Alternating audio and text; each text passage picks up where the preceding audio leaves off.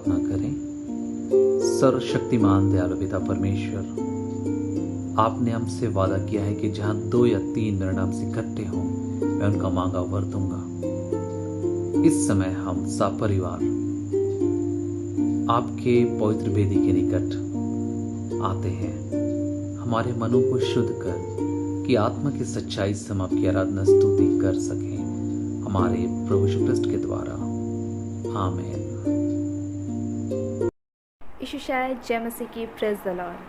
आइए हम अपने परमेश्वर पिता की आराधना करें, उसकी स्तुति करें, क्योंकि हमारे परमेश्वर पिता को अच्छा लगता है कि उसके बच्चे उसकी स्तुति और आराधना करते हैं। मेरे प्रियो, यदि आज आपके जीवन में कुछ ऐसी बातें हैं, कुछ ऐसे बंधन हैं जो आज आपको परमेश्वर के निकट आने से रोक रहे हैं, परमेश्वर के प्रेजेंस में होने से रोक रहे हैं, मेरे प्रियो ये समय है, आइए जब हम परमेश्वर की स्तुति और आराधना करें, आइए अपने जीवन से वो सारे बंधनों को हटाएं।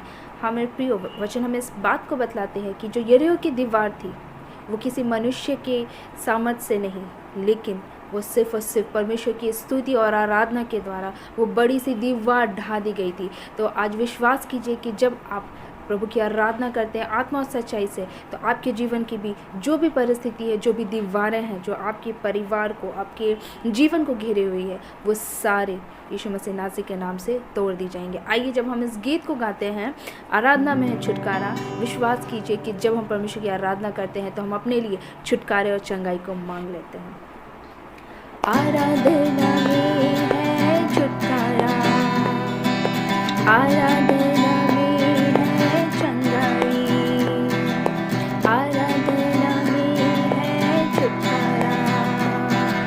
आराधना में है चंगाई, शरीर प्राण आत्मा में शांति आनंद का, जान से भी प्यारा प्रभु।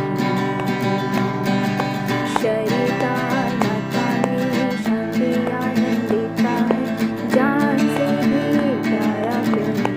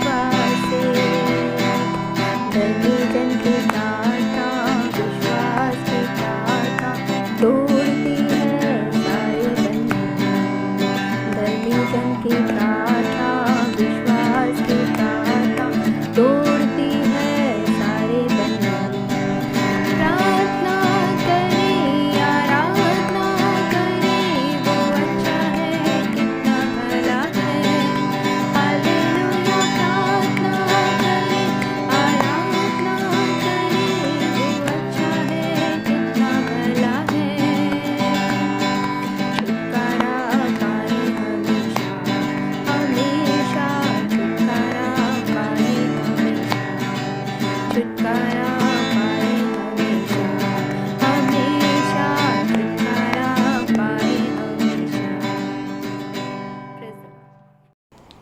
आप सभी कोई को यीशु सहाय।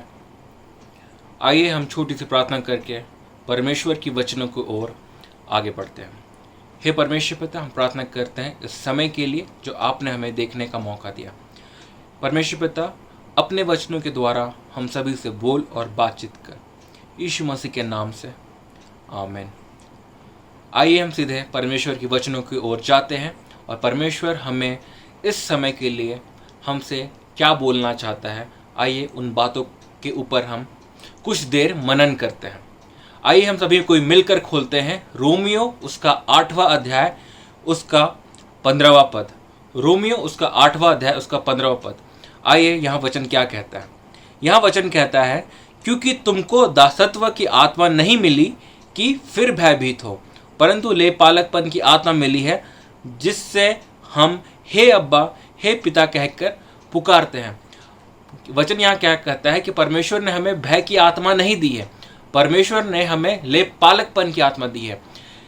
जब भय हमारे जीवन में आता तो इस बात को हम जाने कि जो डर है वह परमेश्वर की ओर से नहीं आई है। कितना बड़ा आश्वासन परमेश्वर ने हमें दे दिया है कि हम पिता की पास, उस परमेश्वर पिता के पास हे अब्बा हे पिता कहकर जा सकते हैं। हमें डर की आत्मा नहीं मिली है परमेश्वर से। इस घड़ी में इस बात को स्मरण करें, कई बार इस बातों को दोहराए कि परमेश्वर ने हमें भय की आत्मा नहीं दी है। क्योंकि ये आत्मा ये जो भय की आत्मा है हमें किस में डालती है? बंधन में डालती है। यहाँ लिखा हुआ है दासत्व में। दासत्व यानी कि हमें बंधन में डालती है। यह भय की आत्मा हमें बंधनों में डालती है। और परमेश्वर ने हमें किसकी आत्मा दी है? पुत्र की आत्मा दी है। और पुत्र का आत्मा जहाँ है वहाँ पर क्या मिलती है? हमें आज़ादी मिलती है। तो इस भय से आज़ाद होने के लिए हमें पुत्र की आत्मा को एक्टिवेट करना है अपने जीवन में, और वो एक्टिवेट होता है विश्वास के द्वारा। हाँ, बिल्कुल हाँ, हम मसीही हो सकते हैं। हम चर्च जा सकते हैं, हर संडे हम चर्च जा सकते हैं, हम हर संडे ऑनलाइन आराधना कर सकते हैं, वीकली प्रेयर मीटिंग अटेंड कर सकते हैं, बाइबल के वचनों को अध्यायों के अध्याय पढ़ सकते हैं।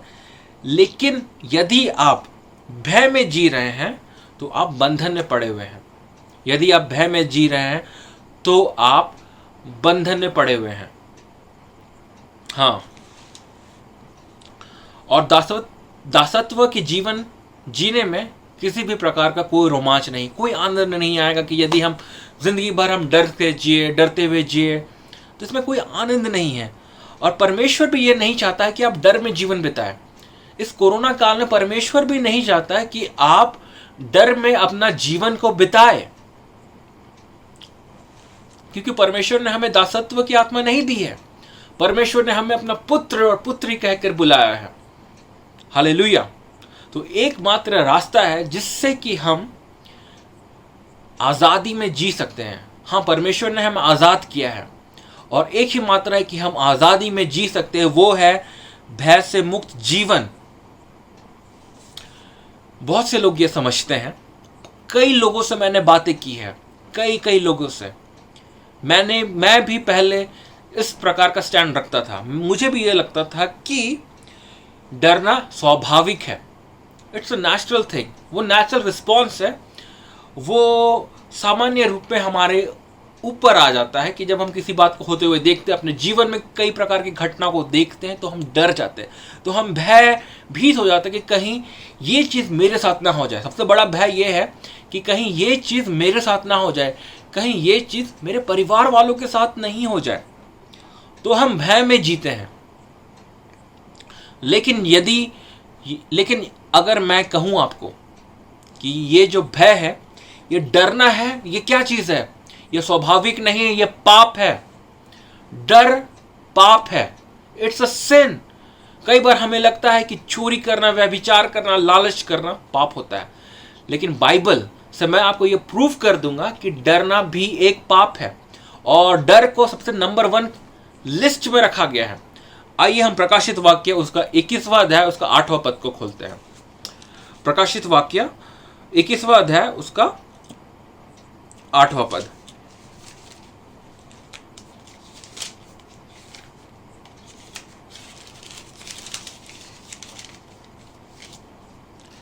उसका 8वां पद में यूं कहता, परंतु डरपोक को, सबसे पहले ही वचन पहला ही वर्ड 8वां पद में लिखा हुआ, परंतु डरपोकों और अविश्वासियों और घिनौनों और हत्यारों और व्यभिचारियों और टोन्हों और मूर्ति पूजकों और सब झूठों का भाग उस झील में मिलेगा जो आग और गंधक से जलती रहती है। यहां वचन कहता है कि डरपोक लोग नरक जाएंगे, उस आग के झील में डाले जाएंगे। सबसे पहला ही वचन, ये सब तो लास्ट में आ रहा है। पहला ही बात जो यूहन्ना यहां कह रहा है कि डरपोक उस आग में डाल दिए जाएंगे, जो अविश्वास है वो आग में डाल दिए जाएंगे। तो यहां क्लियरली है कि वो डरना भी एक पाप का बात है, वो डर भी एक पाप है। तो इसलिए जरूरी है कि हम समझें कि डर को हमें अपने जीवन में किसी भी प्रकार का कोई भी स्थान देना नहीं है। डर सबसे बड़ा रुकावट है कि विश्वास हमारे जीवन में काम नहीं करता। डर सबसे बड़ा रुकावट बनता है कि विश्वास हमारे जीवन में काम नहीं करता। तो आज ही इस बात का निर्णय ले लें, तो आज ही इसी वक्त इस बात का निर्णय ले लें कि हमें डर से बाहर निकलना है और डर से मुक्त होना है। दूसरा तिमोथी 1:7 आइए हम खोलते हैं। दूसरा तिमोथी 1:7 दूसरा तिमोथी 1:7 में कहता है कि क्योंकि परमेश्वर ने हमें भय की नहीं पर सामर्थ, प्रेम और संयम की आत्मा दी है। परमेश्वर ने हमें भय की आत्मा नहीं दी है। हम लोग अगर बोले कि हाँ स्वाभाविक है, परमेश्वर ने हमें ऐसे ही बनाया है, ये नेचुरल रिस्पॉन्स है, लेकिन वचन यहाँ कहता है कि परमेश्वर ने हमें भय की आत्मा नहीं दी है, परंतु किसकी आत्मा दी है? सामर्थ, प्रेम और संयम की आत्मा दी है। परमेश्वर ने हमें शक्तिशाली बनाया, प्रेम दिया है और संयम दिया है। तो इस बात का यहाँ स्पष्टीकरण होता है, क्लियर कट इस बात को बताया गया है कि परमेश्वर डर का स्रोत नहीं है। यदि हम डर रहे हैं, डर को अपने जीवन में स्थान दे रहे हैं, तो इस बात को याद रखें कि परमेश्वर उस डर का स्रोत नहीं है। तो उस डर का स्रोत क्या है? उस डर का स्रोत है शैतान, जो हमारे दिमाग में इन सब बुरे बुरे विचारों को डालता है। हम जब आसपास लोगों को देखते हैं कि उनके साथ हुआ तो शायद मेरे साथ भी हो जाए, उनको हार्ट अटैक आ रहा है तो मेरे साथ भी हार्ट अटैक आ जाए, ये कॉम्प्लिकेशन, फलना कॉम्प्लिकेशन, ढिमका कॉम्प्लिकेशन, दुनिया भर की बातों को हम कहते हैं। और ये क्या करते हैं कि भय को अपने जीवन में स्थान देने लगते हैं और हम सहभागिता करते जाते हैं डर के साथ, डर के साथ, डर के साथ। वचन हमें ये भी कहता है अय्यूब में कि जिन बातों के लिए मैं भयभीत था वो मेरे ऊपर आ पड़ा, जिन बातों से मैं डर रहा था वो मेरे ऊपर आ पड़ा। इसलिए मैं आपको कहना चाहता हूँ कि भय को आप दूर करें अपने जीवन से और गलत विचारों को आने नहीं दें अपने जीवन में। यदि आप इस घड़ी कोविड-19 से पीड़ित हैं तो बिल्कुल आप दवाइयाँ खाएं, बिल्कुल आप दवाई खाएं, बिल्कुल जो गार्गल करना, स्टीम करना, उन सभी बातों को आप करें, लेकिन भय को अपने अंदर आने नहीं दें कि मुझे अगर हार्ट अटैक आ गया, यदि मैं मर गया, यदि मुझे कुछ हो गया। वचन ये कहता है, स्पष्टता से कहता है वचन की सिद्ध प्रेम क्या करता है? भय को दूर करता है। तो वो सिद्ध प्रेम क्या है? वह सिद्ध प्रेम है कि परमेश्वर ने हमसे प्रेम किया, कि उसने पुत्र यीशु मसीह को हमारे लिए दे दिया।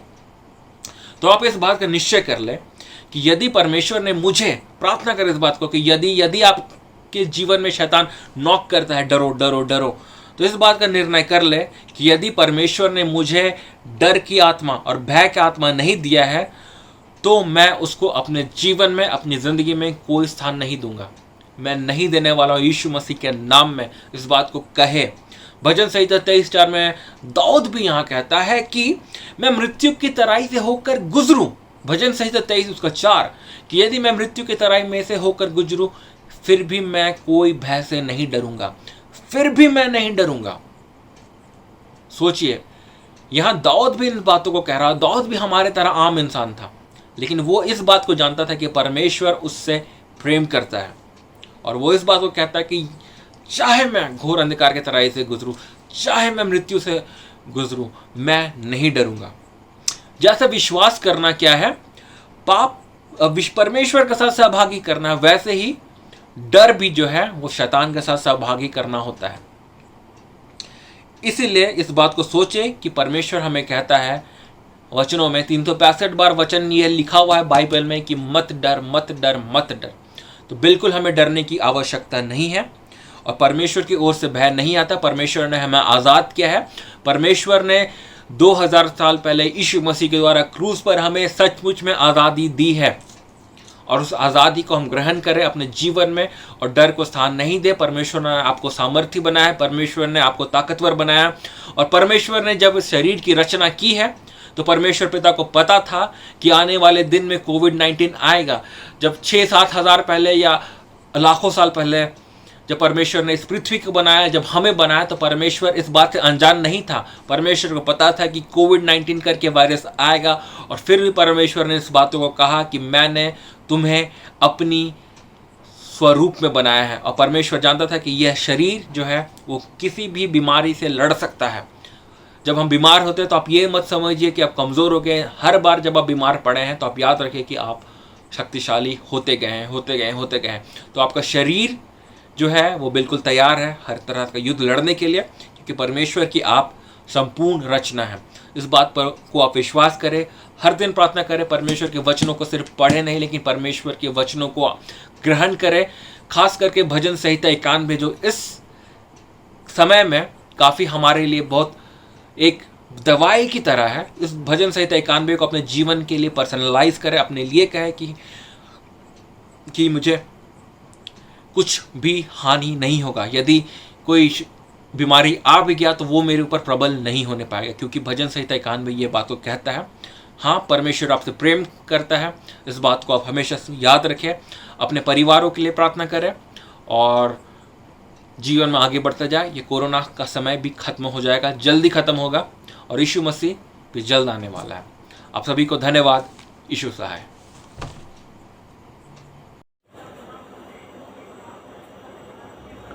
हम प्रार्थना करें। प्रभु के वचन में लिखा है, संकट के समय तू मुझे पुकार और मैं तुम्हें छुड़ाऊंगा और तू मेरी महिमा करने पाएगा। जीवन के वचन धन्यवाद देते हैं प्रभु, क्योंकि तू हर एक बातों में प्रशंसा पाने की योग्य है और हम तुझे महिमा देते हुए प्रभु इस समय हम विशेष निवेदन करना चाहते हैं। जबकि तूने अद्भुत रीति से या पृथ्वी को अपने वचन के साथ ही स्थापित किया और जैसे तू कहा वैसा होता चला गया और यह पृथ्वी से तूने प्रभु जी अनेक वस्तुओं को भी सृजा। साथ ही तूने यह पृथ्वी पर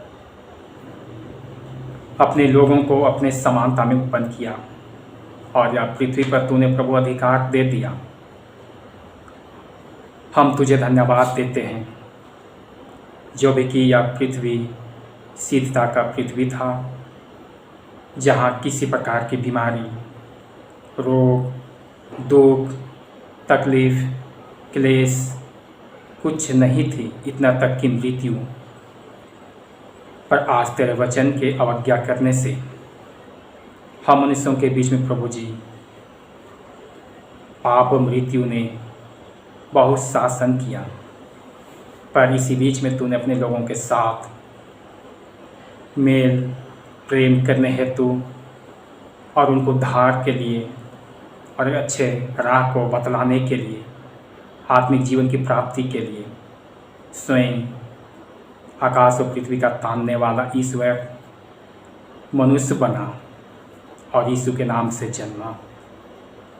फिर से एक बार तूने प्रभु जी या पृथ्वी पर आत्मिक वचन के साथ शांति स्थापित करना चाहता है।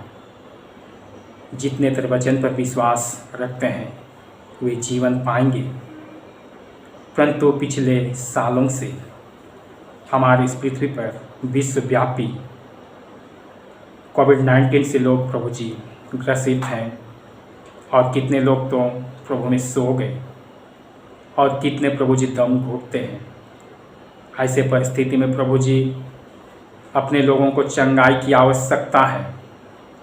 तो प्रभु जी चंगाई भेज, क्योंकि तू डॉक्टरों का डॉक्टर, प्रभुओं का प्रभु है और इस प्रकार तू प्रभु जी अपने सेवकाई के क्षेत्र में भी इस पृथ्वी पर अपने लोगों के साथ मिला, बातचीत किया और बहुत सारे लोग बहुत समस्याओं में पड़े थे, इतना तक कि लोग बीमारों में पड़े थे, वे अपने बीमारी से चंगाई पाना चाहते थे और तूने उनके बीमारियों को चंगाई दिया।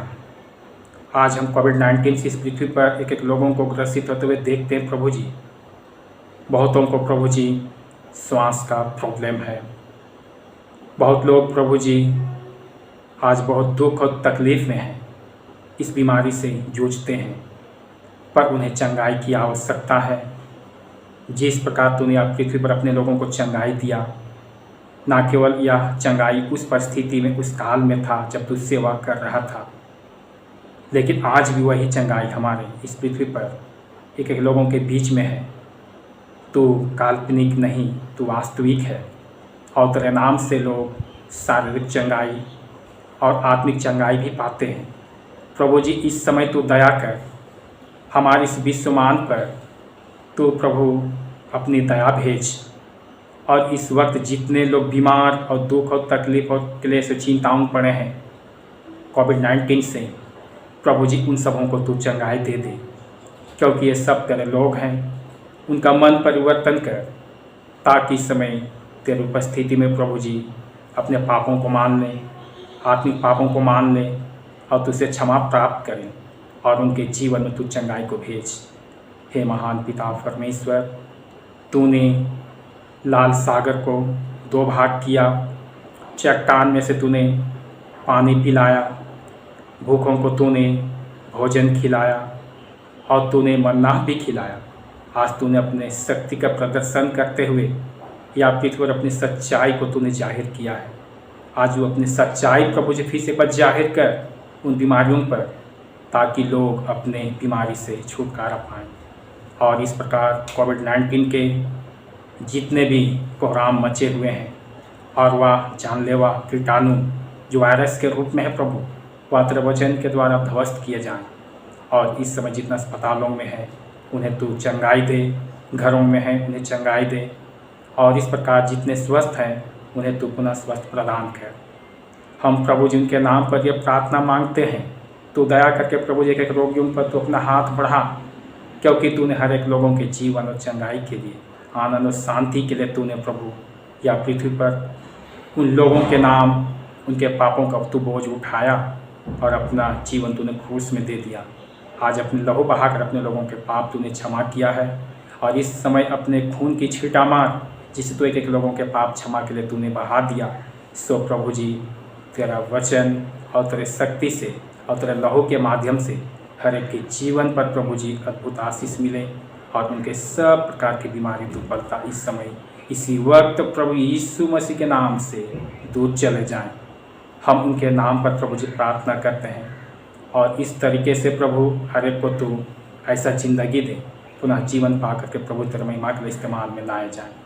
हे महान पिता परमेश्वर, कितने लोग प्रभु जी आज रोते हैं, कितने लोग बिलखते हैं, कितने लोग शोकित हैं।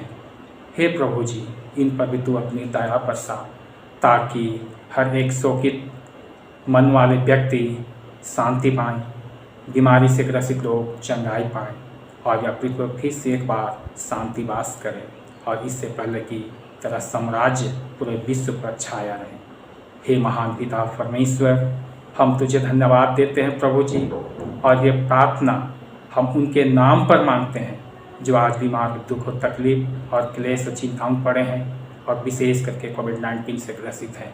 उनके नाम पर तू प्रभु जी हर एक को तू आशीष दे, चंगाई दे, अपनी ओस की वर्षा, ताकि किसी के बीच में चंगाई की कमी ना होने पाए।